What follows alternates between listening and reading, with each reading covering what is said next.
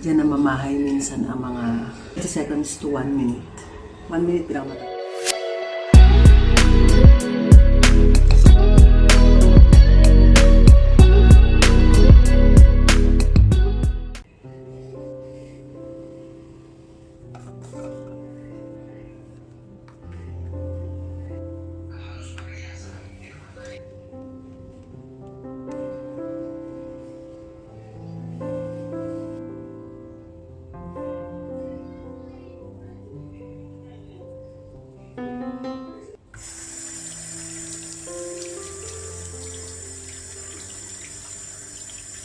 Ang dali mo mabambangan, no?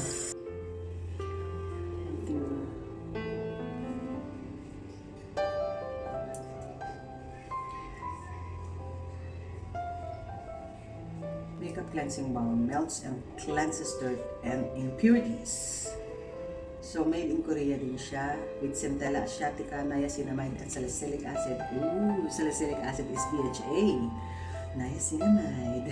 Alcohol and paraben-free. Cooling and soothing. So, tingnan natin siya. Oops.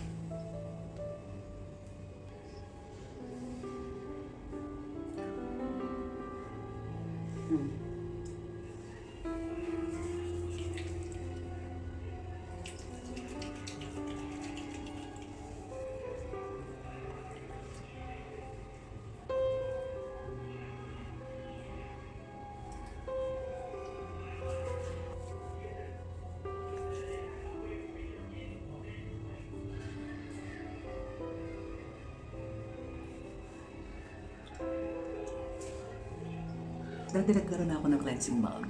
Banila Co. Holy Grail ko yun eh. Tinaray ko lang ito.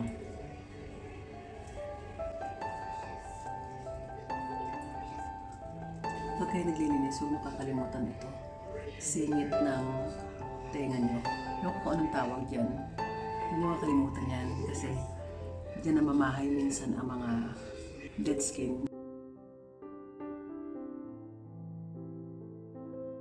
Discaraw ka, 30 seconds to 1 minute.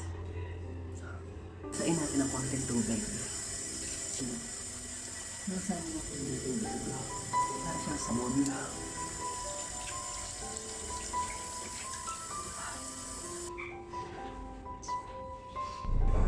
Parang ang dry niya sa face.